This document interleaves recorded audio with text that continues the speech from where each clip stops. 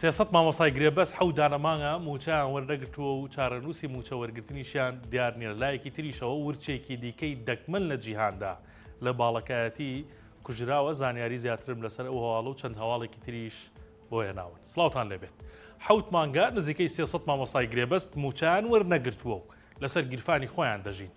علی ڕەوف نوێنەری مامۆستایانی گرێبەست بە 1964 وت نزیکەی سیاست مامۆستای گرێبەست کە لە مانگەکانی 11 و 12 ساڵی ڕابردووە لە جێگەدانیانیان بۆ کراوە موچایان وەرنەگرتووە و تەنانەت کرێی هاتوچۆ سەر گیرفانی خۆیان دەدەن. قسەشمان لەگەڵ هەردوو وەزارەتی پەروەردە و دارایی کردووە، دەڵێن فەرمانی داراییان نییە. ڕۆژی 25 ئابی 2024 حکوومەتی هەرێم بڕیاریدا مامۆستایانی وانەبێژ بکات بە گرێبەست. دواتر و ڕۆژی 26 ئەیلولی 2024 وەزیری پەروەردە واژۆی لەسەر بە گرێبەستکردنی 37933 مامۆستای وانەبێژ کرد.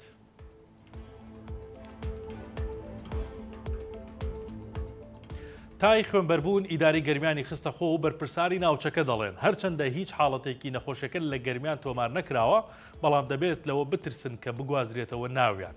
جەلال شێخنووری سەرپەرشتیاری ئیداری گەرمیان بە 1964 وت ڕێکارەکانمان دەست پێ کردووە بۆ ڕێگەگرتن لە تای خوێنبەربوون و ڕێنمایی دراوە بە قەسابخانە و کوشتارگەکان. وتیشی هەر کەسێک لە ماڵەوە یان لە کۆڵانەکان ئاژەڵ سەد ببڕێت پێچەوانەی ڕێنمایەکانە و لێپرسینەوەی لەگەڵ دەکەن.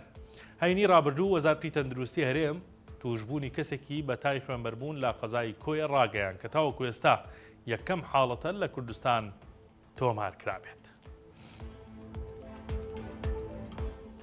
دەستی نادیار واز لە ورچەکانی باڵەکایەتی ناهێنێ و نایەڵن بە ئاسوودەیی بژین کە بەشێکن لە ئاژەڵە دەگمەنەکانی جیهان و کوژرانی ورچێکی تر لەو دەبەرە پشت ڕاست کرایەوە.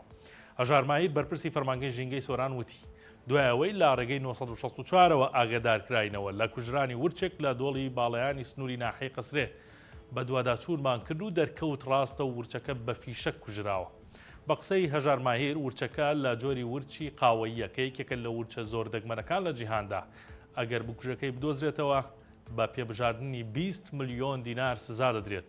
ورچەکە لە گوندی زەنگەلین کوژراوە کە کۆتاقاڵی نێوان هەرێم و ڕۆژهەڵاتی کوردستانە و ناوچەکە بۆشایی ئەمنیە. لە ئێستاشدا لە هەوڵدان لاشەی ورچەکە بێن نەخوارەوە. لە ماوەی 9 مانگدا ئەمە دووەم جارە لە باڵەکایەتی ورچ دەکوژرێت و ناوەڕاستی مانگی ئابی پار لە کوێستانەکانی پرژێ ورچێکی قاوەیی بە کوژراوی دۆزرایەوە. تا ئێستاش نازانرێ کێ دەستی بە خوێنی ئەو ورچانە سوورە.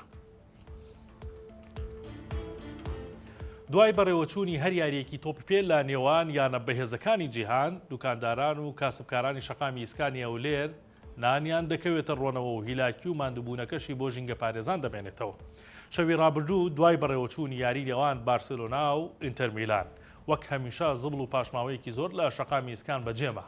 بۆیە پیاوانی ژینگە پارێز کەوت نەخۆ و تا بەرەبەیان هەرچی هەبوو نەبوو هەڵیان گرتەوە و شەقامەکەیان پوخت و خاوێن کردەوە. وەکەوەی ژیار جەلال بەڕێوەبەری ژینگە پارێزی ئەولێر بە 1964 وتووە ئەم جارەتی مەکانیان نزیکەی 6 تۆن زبڵ و خاشاکیان کۆ کردوێتەوە. بەزمەکە ئەم شەویش هەیە و یاری نێوان پاریس و ئارسینال بەڕێوە دەچێت. بۆیە هیواداری هاندەرانی هەردوو تیپ لەگەڵ وەرگرتنی جەوی خۆیان ڕەچاوی ژینگە و ژینگە پارێزانیش بکەن.